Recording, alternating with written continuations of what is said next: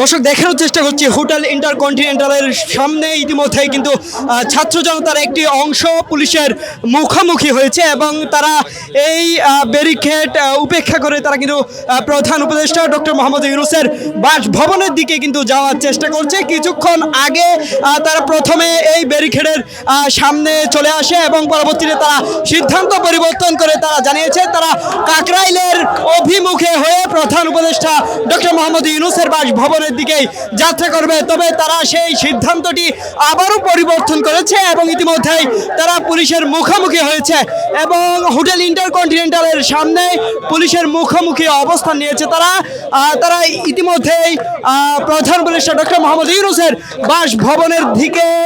বাসভবনের দিকে কিন্তু যাওয়ার চেষ্টা করছে এবং পুলিশের মুখোমুখি অবস্থায় কিন্তু তারা রয়েছে।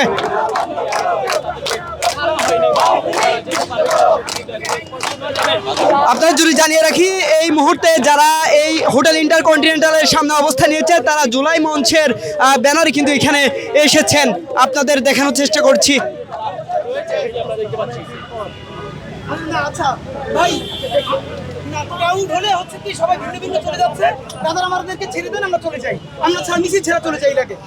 আমরা হেঁটে চলে যাই প্রয়োজনে আমরা আচ্ছা রিকশা ছেড়ে তো আমরা মুখে ছেড়ে দেব প্রয়োজনে রিকশা দিক না রিকশা লাগাই রিকশা ভাই লোকজন তো হেঁটে চলে আর ভাই লোকজন হেঁটে চলে যাচ্ছে পরে আবার একটা হাঙ্গামা করলে আমাদেরকে বলবেন দেখেন না লোক বুঝতেছেন না কেন ভাই সবাই ভাই রিকশা লাগে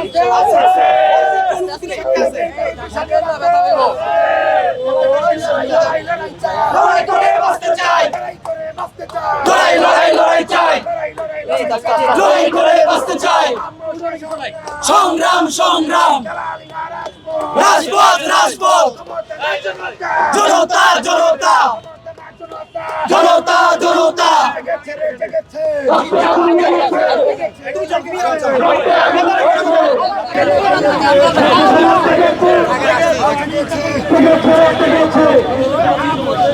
দর্শক দেখানোর চেষ্টা করছি ইতিমধ্যেই কিন্তু জুলাই মঞ্চের যারা এসেছিলেন এই প্রধান উপদেষ্টা ডক্টর মোহাম্মদ ইউনূসের বাসভবনের দিকে যাত্রা করার জন্য তাদের সমন্বয় করে একজন কিন্তু তারা পুলিশের সঙ্গে কথা বলছেন এবং তারা ভেতরে যাওয়ার জন্য অনুমতি নিচ্ছেন যেটি আপনাদের দেখানোর চেষ্টা করছি। তবে তারা কিন্তু প্রথম থেকেই এই বাধা উপেক্ষা করে যাওয়ার চেষ্টা করেছিল এবং তারা পরবর্তীতে সিদ্ধান্ত নিয়ে তারা কাকরাইলের অভিমুখ হয়ে কিন্তু তারা প্রধান উপদেষ্টা ডক্টর মোহাম্মদ ইউনূসের বাসভবনের দিকে যাত্রা করবেন। তবে এর পরবর্তীতে আবারও আমরা দেখতে পেয়েছি তারা তাদের সিদ্ধান্ত পরিবর্তন করে হোটেল ইন্টারকন্টিনেন্টালের সামনের যে ব্যারিকেড রয়েছে সেই ব্যারিকেড পেরিয়ে কিন্তু তারা প্রধান উপদেষ্টা ডক্টর মোহাম্মদ ইউনূসের বাসভবনের দিকে যাত্রা করছে আমরা দেখতে পাচ্ছি।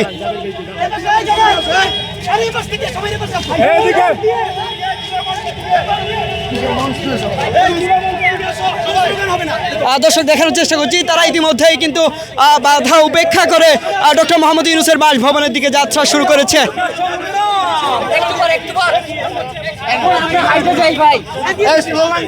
ভাই বললো কি তারা মিলিয়ে দিচ্ছে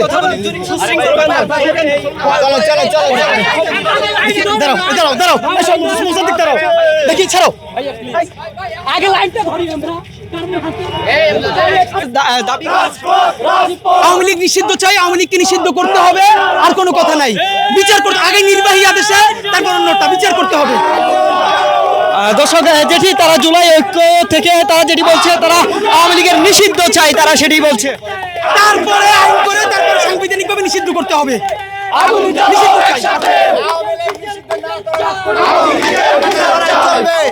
এই জুলাই বিপ্লব ততদিন পর্যন্ত সম্পূর্ণ থাকবে যতক্ষণ পর্যন্ত জুলাইয়ের ঘোষণাপত্র সাংবিধানিক স্বীকৃতি না পাবে, যতক্ষণ নিষিদ্ধ না হবে, যতক্ষণ পর্যন্ত সাপলা গণহত্যা, জুলাই গণহত্যা, পিলখানা হত্যাকাণ্ডের বিচার নিশ্চিত করা না যাবে ততক্ষণ পর্যন্ত জুলাই বিপ্লব পূর্ণাঙ্গ হবে না।